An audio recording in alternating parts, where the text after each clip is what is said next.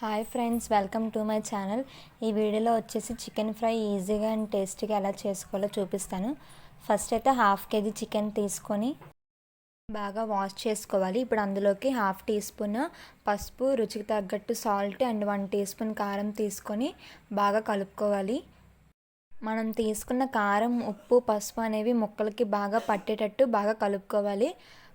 నా ఛానల్ని first time చూస్తున్నట్టయితే సబ్స్క్రైబ్ చేసుకోండి. పక్కనే ఉన్న బెల్ ఐకాన్ని క్లిక్ చేయండి. అప్పుడు నేను ఏ వీడియో అప్లోడ్ చేసినా సరే మీకు నోటిఫికేషన్ అనేది వస్తుంది. సో ఇలా కలుపుకొని పక్కన పెట్టుకోవాలి. ఇప్పుడేమో మనకి ఫ్రైలోకి కావాల్సిన మసాలా అనేది ప్రిపేర్ చేసుకోవాలి. దీనికి కావాల్సినవన్నీ నేను స్క్రీన్ పైన చూపిస్తాను. సో అవన్నీ తీసుకొని కళాయిలో ఫ్రై చేసుకోవాలండి. ఇంట్లో ఉండే ఇంగ్రీడియంట్స్తోనే చికెన్ ఫ్రై అనేది చాలా టేస్టీగా అనేది చేసుకోవచ్చండి. మీరు ఒకసారి ట్రై చేసి ఎలా వచ్చిందో నాకు కమెంట్ చేసి చెప్పండి. ఒకసారి చేశారంటే మీ ఇంట్లో వాళ్ళు ఇంకా మళ్ళీ మళ్ళీ చేయాలని అడుగుతారండి, అంత టేస్టీగా ఉంటుంది. సో చూసారు కదా, ఎండుమిర్చి అనేది మనకి కారం ఎంత కావాలో అంత తీసుకొని అయితే 8 ఎండుమిర్చి తీసుకున్నాను.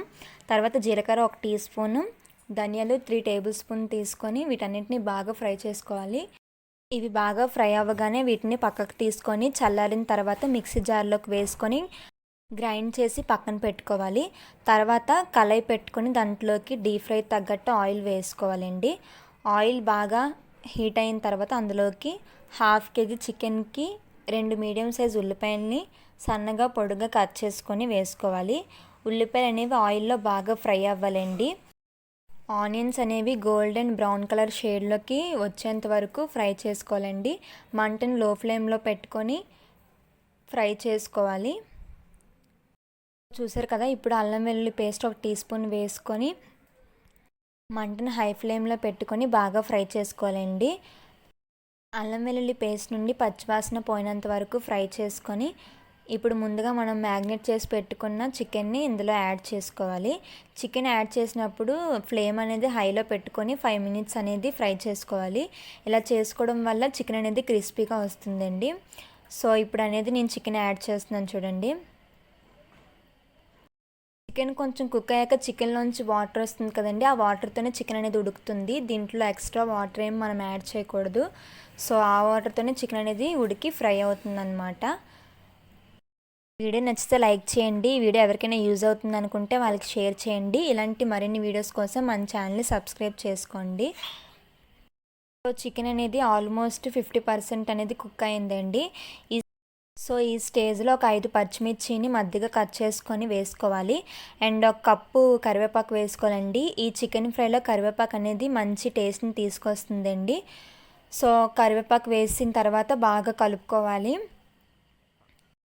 తర్వాత కళాయి మీద మూత పెట్టుకొని చికెన్ అనేది 80% ఉడికినంత వరకు మధ్య మధ్యలో కలుపుతూ ఉండాలి. ఈ చికెన్ ఫ్రై ఎవరైనా సరే చాలా ఈజీగా చేసుకోవచ్చండి.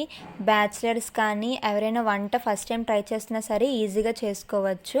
సో చికెన్ అనేది 80% ఉడికిన తర్వాత మనం ముందుగా గ్రైండ్ చేసి పెట్టుకున్నాం కదండి మసాలా అనేది, అది ఒక 70% వరకు వేసుకోవాలి. వేసుకున్న తర్వాత బాగా కలుపుకొని ఒక ముక్క టేస్ట్ చేసి చూడాలి. టేస్ట్ చేసిన తర్వాత సాల్ట్ కానీ కారం కానీ ఏమైనా సరిపోకపోతే ఈ స్టేజ్లో యాడ్ చేసుకోవాలండి. ఒకవేళ కారం సరిపోనట్లయితే మనము ఇంకా 30% ఉంది కదండి మసాలా, ఆ మసాలాని యాడ్ చేసుకోవచ్చు. నాకైతే సరిపోయిందండి, సో నేనైతే ఇంకా యాడ్ చేయట్లేదు. ఇవి వేసిన తర్వాత బాగా కలుపుకోవాలండి. మంటను లో ఫ్లేమ్లో పెట్టుకోలేదంటే కళాయి మాడిపోతుంది. చికెన్ అనేది ఉడికిపోయిందండి. ఇప్పుడు ఫైనల్గా కొత్తిమీరని వేసుకొని కలుపుకొని పక్కకు తీసుకోవడమే.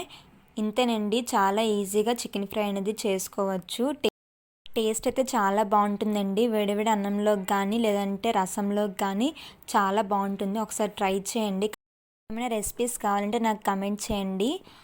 సో దీనైతే నేను బౌల్లోకి తీసుకుంటున్నాను.